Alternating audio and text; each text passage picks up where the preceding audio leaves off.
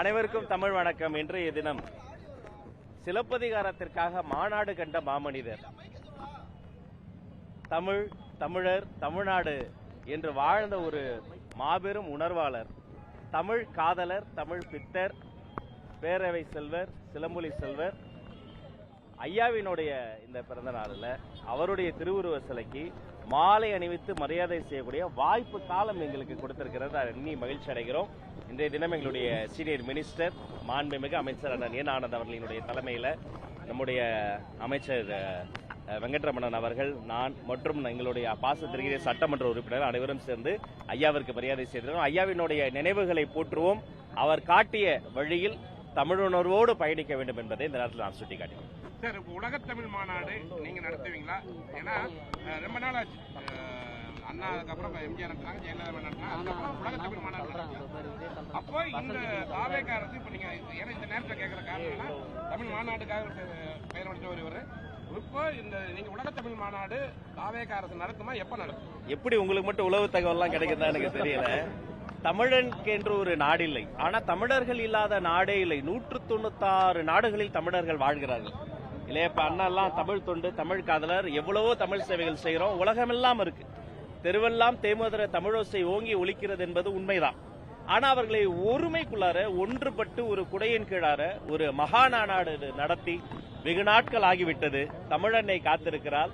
அது மிக சிறப்பாக நடத்துவதற்காக மாண்புமிகு முதலமைச்சர் அவர்களோடு கலந்து ஆலோசித்து வெகு விரைவில் நல்ல அறிவிப்பு வர இருக்கிறது. அதற்கான ஆயுத்த பணிகள் தொடங்கிவிட்டது. அதற்கான பயணத்திற்கான அந்த முதல் அடி, உலக பயணத்தை வீட்டில இருந்ததான முதல் அடி எடுத்து வச்சு தொடங்கணும். அந்த பயணத்திற்கான முதல் அடி அடுத்த வாரத்தில் நான் தொடங்கி வைக்க போறேன். எல்லா விஷயத்திலும் நீங்க சப்போர்ட் பண்ண மாதிரி இந்த தமிழ் தொண்டுல உங்களுடைய அன்பையும் ஆதரவையும் நான் கூறுகிறேன். விரைவில் நல்ல அறிவிப்பு காத்திருக்கிறேன்.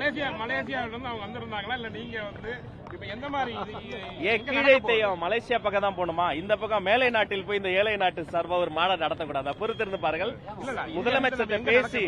முதலமைச்சர்கிட்ட பேசி அதிகாரிகிட்ட போய் அதை ஆய்வு செய்து அப்புறம் தான் அறிவிக்கிறோம். முறைப்படி அறிவிப்போம்.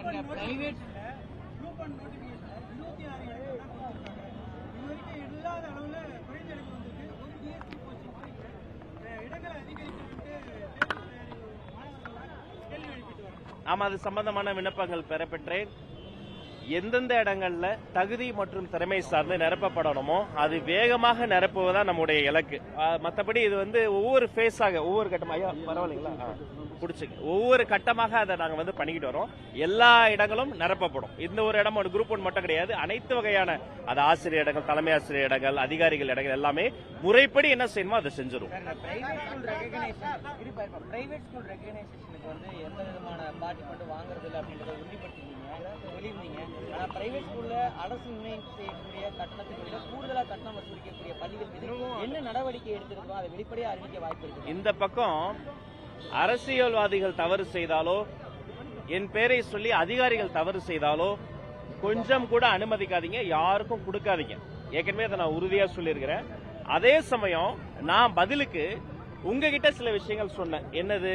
இந்த கட்டணத்தை குறைப்பது, அதை வெளிப்படை தன்மையை கொண்டு வருவது. இப்ப நான் சொன்னதை செஞ்சுட்டேன். அவங்க சொன்னதை செய்வாங்க. அந்த மேடையிலேயே நான் கேட்டேன், செய்வோம் தான் சொல்லியிருக்கிறாங்க. ஒரே நாள்ல செய்ய முடியாது, ஆனா ஒவ்வொரு நாளா ஒவ்வொரு விஷயமாக செய்ய வேண்டும் என்பதை இதன் மூலமாக நான் மீண்டும் வலியுறுத்தி கேட்டுக்கொள்கிறேன்.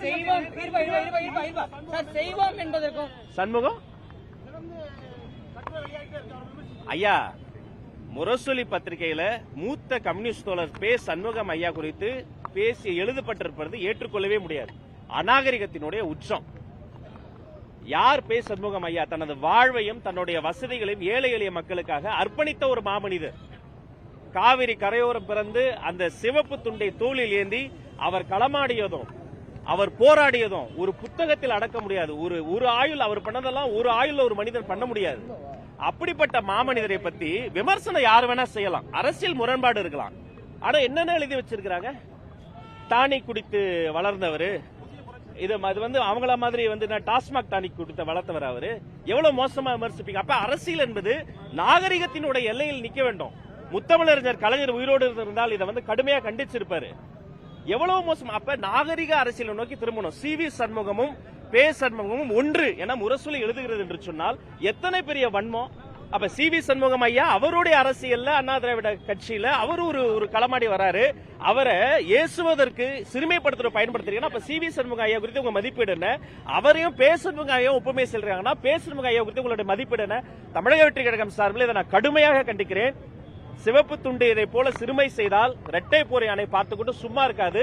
அனைவரும் நாகரிகத்தின் எல்லையை கருதி அதோடு நிற்க வேண்டியது கடமை.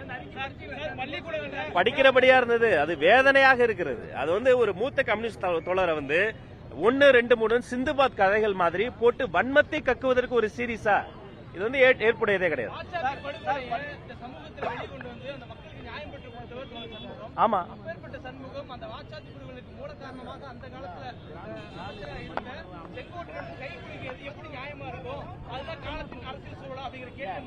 இல்ல அதுக்காக களமாடி நீதிமன்றத்தில் நின்று தீர்ப்பை வாங்கி நிலைநாட்டிட்டார். எல்லாத்துக்கும் சட்ட ரீதியான தீர்வு தான், அதுல அவர் பின்வாங்கவே இல்லை. அப்ப தாமிரபரணி படுகொலைக்கு யார் காரணம்? அப்பாவையா என்ன சொன்னாரு? கலைஞர் கருணாநிதி தான் தாமிரபரணியில படுகொலைக்கு காரணம். அத்தனை பேர் அடிச்சே கொண்டாங்களே. அப்ப அப்பாவையா சபாநாயகரா உட்கார்ந்துகிட்ட சபாநாயகர் பேர்ல ஒரு பேச்சாளரா பேசலையா? இதெல்லாம் காரணங்கள் கண்டுபிடித்து பே. சண்முகம் ஐயாவே யாரு கல் வீசினாலும் சிறுமைப்படுத்த முடியாது. தன் மீது வீசப்பட்ட கற்களை வைத்து சிவப்பு கோட்டை கட்டி சிவப்பு கொடியோட அவர் களமாடுவார்.